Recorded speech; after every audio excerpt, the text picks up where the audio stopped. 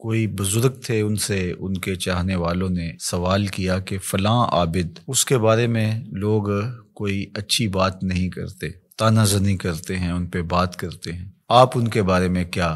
رائے رکھتے ہیں؟ تو انہوں نے جو جواب دیا وہ بہت خوبصورت تھا اور یہ ضرب المثل بن گیا۔ گفت بولے بر ظاہرش عیب نمی بینم و در باطنش غیب نمی دانم، کہ ان کے ظاہر میں تو میں کوئی عیب نہیں دیکھتا، اور جو ان کا باطن ہے اس کو میں اس لیے نہیں جانتا کہ میں کوئی غیب داں نہیں ہوں کہ میں یہ دعویٰ کروں کہ میں ان کے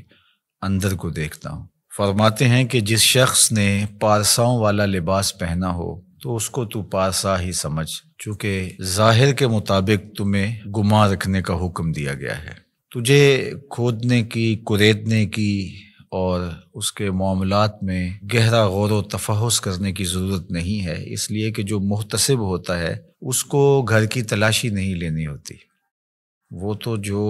چیز سامنے آتی ہے اس کے مطابق ہی اس کا احتساب کرتا ہے۔ تو اگر یہ ہمارے رویے اور ہمارا طرز زندگی اور ہمارا انداز معاشرت اس طرز پر آ جائے جو ہمارے بزرگوں کا طریق تھا کہ لوگوں کا جو ظاہر ہے اس کے مطابق ہی ہم ان پر کوئی حکم لگائیں، اور ہمیں لوگوں کے اندر اتر کے اور لوگوں کی ٹو میں جا کے گہری تفتیش کرنا اور لوگوں کو کریدنا، یہ تو بتایا ہی نہیں گیا۔ لا تجسسوا، ہمیں تو یہ کہا گیا ہے کہ تم جاسوسی نہ کرو۔ تو آج ہمارے جو رویے ہیں وہ بالکل اس کے برعکس ہیں، ہم وہاں تک اتر جاتے ہیں لوگوں کے حوالے سے اور بدگمانیوں کو پھر پالتے ہیں، اور پھر ان بدگمانیوں کے مطابق اپنا ذہن بنا لیتے ہیں اور پھر باقاعدہ اس کو آگے منتقل کر دیتے ہیں۔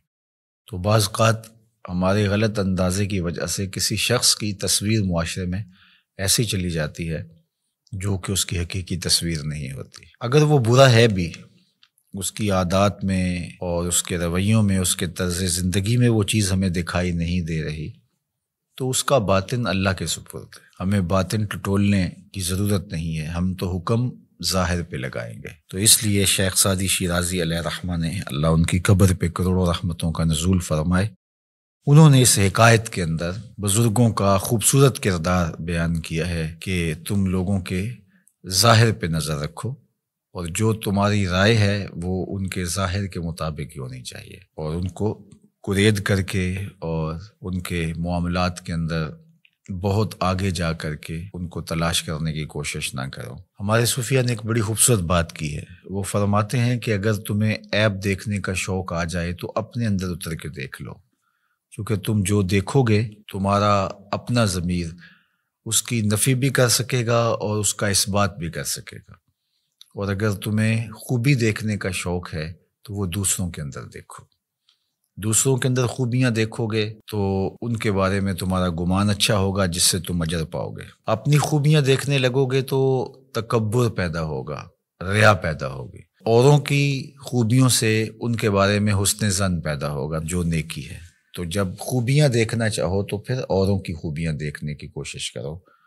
اور جب عیب ڈھونڈنے کا شوق آ جائے، تمہارے مزاج میں ہے کہ ہم نے کوئی عیب ہی تلاش کرنے ہیں، تو پھر اپنے اندر اتر کے اپنی کوتاہیوں کو، اپنے عیوب کو اور اپنے اندر چھپی ہوئی خباثتوں کو تلاش کرو۔ جب ہم اپنے اوپر غور و تفحص کرنے لگ جائیں گے تو بہت ساری ایسی چیزیں ملیں گی کہ عمومی طور پہ ہماری نظر ان عیوب کی طرف نہیں بھی جاتی ہے، لیکن جب غور و فکر کرنے لگ جائیں گے تو بہت ساری چیزیں کھل کے سامنے آ جائیں گی۔ اللہ تعالیٰ جل شانہ ہمیں توفیقات نصیب فرمائے۔